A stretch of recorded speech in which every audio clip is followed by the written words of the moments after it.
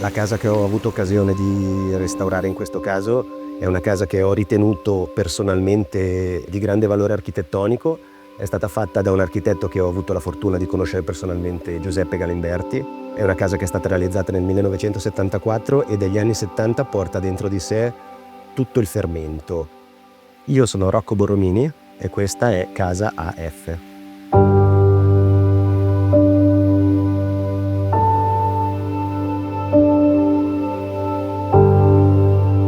Il cliente l'ha comprata sulla base dell'onda emotiva del fatto che la casa l'ha affascinata. È una casa molto romantica con delle caratteristiche che oggi sono poco viste. Abbiamo fatto una grande opera di riordino dell'interno per questioni di cambiamenti di esigenze, ma ci siamo attenuti scrupolosamente a mantenerla intatta nel suo esterno, per il fatto che la casa è caratterizzata da una sequenza di parametri molto interessanti, ha una composizione architettonica eccezionale. Ci sono dei particolari veramente affascinanti, ricercati, e abbiamo ritenuto che questa fosse la strada migliore da fare.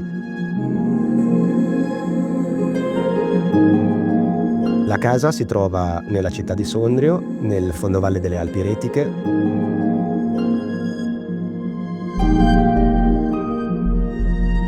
Ha un giardino sia a nord che a sud e il giardino a nord ha una roccia affacciata direttamente sul giardino. Dal punto di vista della disposizione interna, la differenza fondamentale tra la casa così come l'abbiamo trovata e il progetto è che tutta la zona del piano terra è diventata una zona giorno, che si affaccia sui due giardini davanti e dietro la casa. Questa zona giorno è caratterizzata da un grande salone circondato da un portico con degli archi, si interfaccia con il giardino tramite delle vetrate che arrivano a terra. In questo stesso piano sono presenti una zona pranzo e un altro salottino più intimo, sopraelevato di un gradino rispetto alla restante parte del locale. C'è un grande camino centrale che era già presente, che noi abbiamo sfondato creando un elemento di unione tra una zona e l'altra della zona giorno stessa.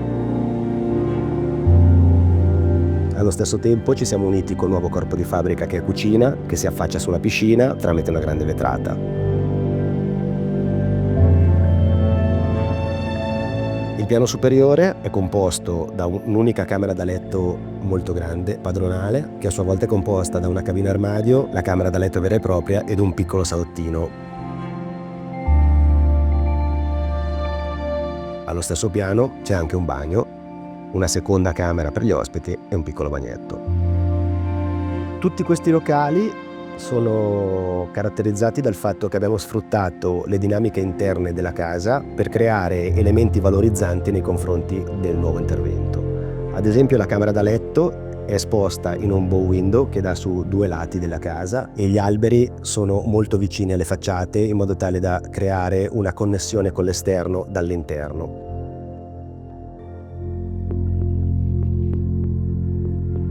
Abbiamo scelto una pavimentazione omogenea per non creare disconnessioni tra un locale e l'altro e abbiamo pensato di arredare la casa in una stilistica anni 70 utilizzando dei pezzi iconici concordati ovviamente con il proprietario, che a sua volta è un grande appassionato di design e di arte.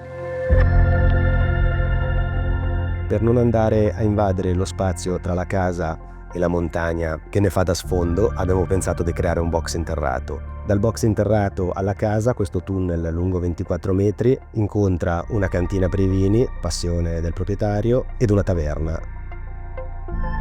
Per quanto riguarda l'arredamento, abbiamo creato un rivestimento in legno che percorre il corpo camino. Con lo stesso materiale abbiamo creato anche un blocco cucina molto grande, un'armadiatura a tutta altezza che separa di fatto la casa principale dal nuovo corpo di fabbrica, tramite una porta che una volta chiusa fa sì che il blocco cucina sia un elemento unico. All'interno della nuova cucina c'è un grosso bancone in inox che fa da protagonista.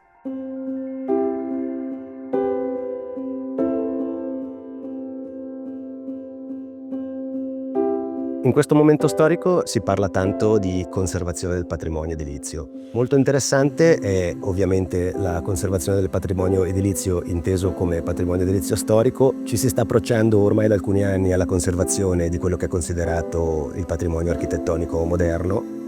Questa casa nella fattispecie fa parte dell'architettura contemporanea, ma io credo che sia assolutamente indispensabile che ci si renda conto che è molto meglio valorizzare tutto ciò che l'uomo ha fatto anche nell'epoca contemporanea per far sì che questo possa divenire un meccanismo per cui le azioni progettuali siano critiche ed evolutive allo stesso tempo nei confronti di quella che è stata l'architettura.